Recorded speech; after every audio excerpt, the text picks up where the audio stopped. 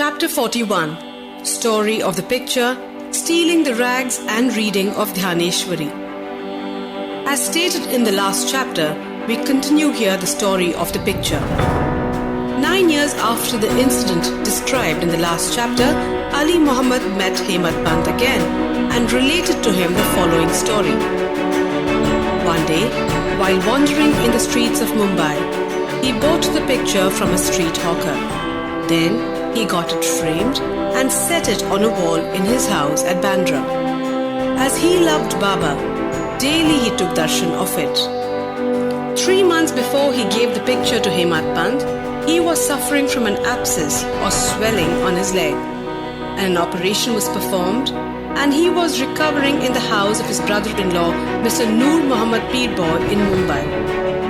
For 3 months, his house in Bandra was closed and nobody was living there. Only the pictures of the Baba Abdul Rahman, Maulana Sahib Muhammad Hussain, Sai-Baba, Baba Tajuddin and a few other saints who were living were there. The wheel of time did not even spare these. All the pictures met their fate. But how Sai-Baba's picture escaped it, nobody has been able to explain to me till now. It shows the all-pervasiveness, omnipresence of Sai and his inscrutable power. The story goes like this. He had a small picture of Saint Baba Abdul Rahman from Muhammad Hussain Taryat open many years ago. He gave it to his brother-in-law Noor Muhammad Peerboy and it was lying on the table for 8 years. Once, the latter took it to a photographer and got it enlarged to life size and distributed copies of the same amongst his relatives and friends, including Ali Muhammad, who fixed it up in his Bandra house. Noor Muhammad was a disciple of Saint Abdul Rahman, and when he went to present the picture to him in an open darbar held by him, the Guru got wild and ran to beat him and drove him out. He felt sorry and dejected. He also thought that he spent so much of money and incurred his Guru's displeasure and wrath. As his Guru, Baba Abdul Rahman, did not like image worship, he took the enlarged picture of Baba Rahman with him to the Apollo Bandar and after hiring a boat, took it and drowned it in the sea. He requested the friends and relatives to return their copies and after giving them all back, he had them drowned in the Bandra Sea. At this time, Ali Muhammad was in his brother-in-law's house. He was told by him that his suffering would come to an end if he would soon drown the pictures of the other saints also in the sea. On hearing this, Ali Muhammad sent Mehta, his manager, to his Bandra house and got all the pictures of the saints in the house to be thrown into the sea. When Ali Muhammad returned home after 2 months, he was surprised to find Sai Baba's picture on the wall as before. He did not understand how Mehta took away all the pictures except this. He immediately took it out and kept it in his cupboard, fearing that if his brother-in-law saw it, he would do away with it.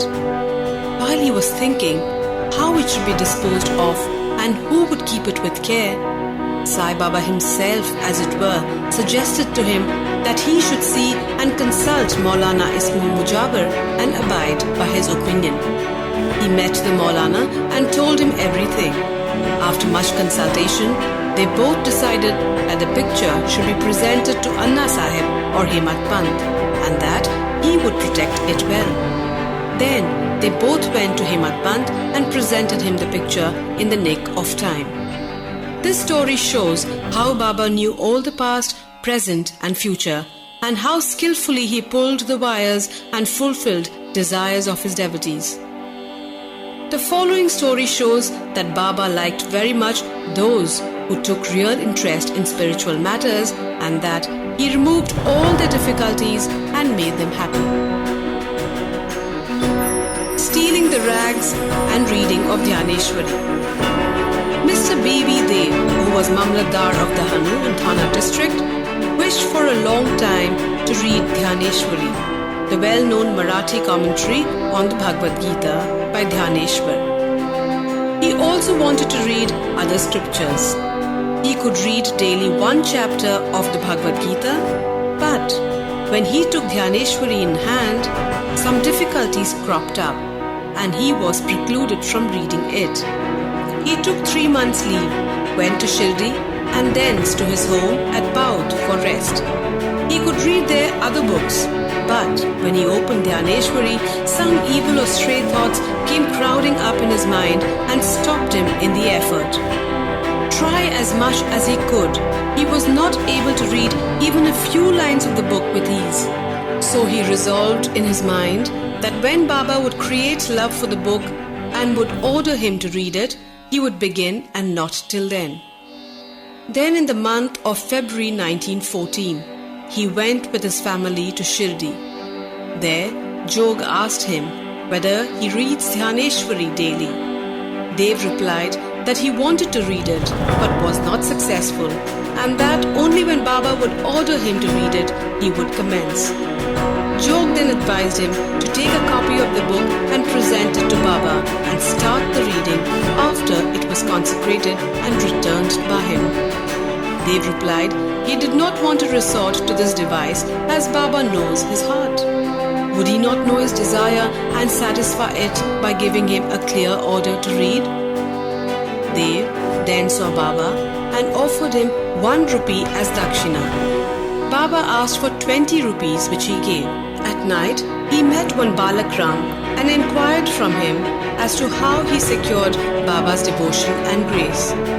Balak Ram told him he would communicate everything the next day after Aarti. When Dev went for darshan the next day, Baba asked again for 20 rupees, which he gave willingly. As the masjid was crowded, Dev went aside and sat in a corner. Baba asked him to come closer and sit with a calm mind, which Dev did.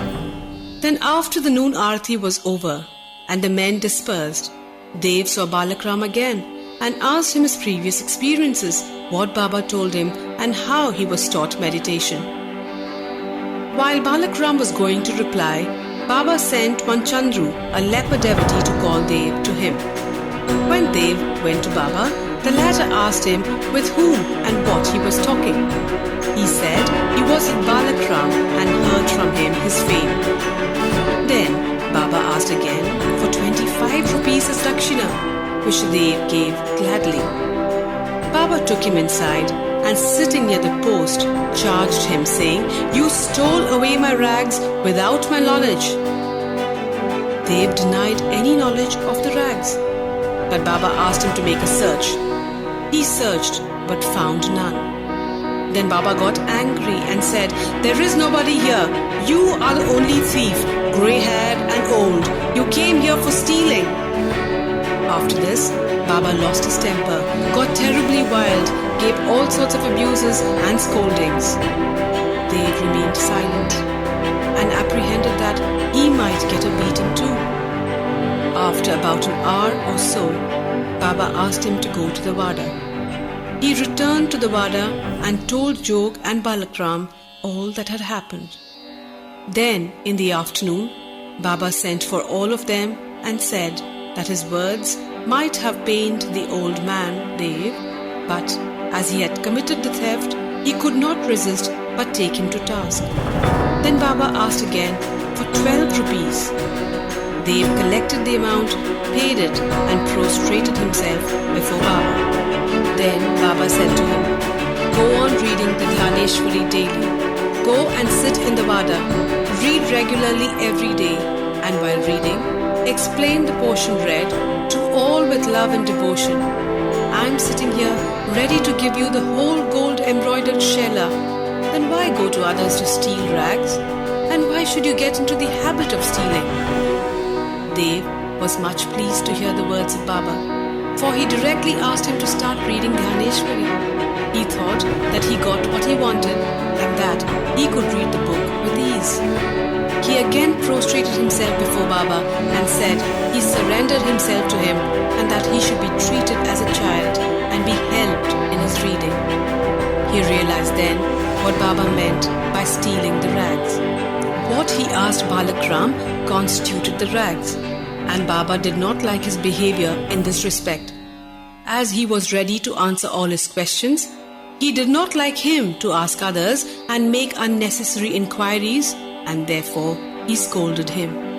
Dev thought that he really did not scold him, but taught that he was ready to fulfill his desires and there was no use asking others in vain. Dev took these scoldings as blessings and went home satisfied and contented. The matter did not end there.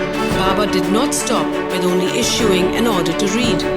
Within a year, he went to Dev and inquired about his progress. On 2nd April 1914, on Thursday morning, Baba gave him a dream. He sat on the upper floor and asked him whether he understood the pothi. No, answered Dev. Baba said, then when are you going to understand? Dev burst into tears and said, unless you shower your grace, the reading is mere burden and the understanding is still more difficult. Baba said, while reading, you make haste. Read it before me, in my presence. Dev asked, what shall I read? Baba said, read Adhyatma, spiritualism. Dev went in to bring the book. When he opened his eyes, he was fully awakened.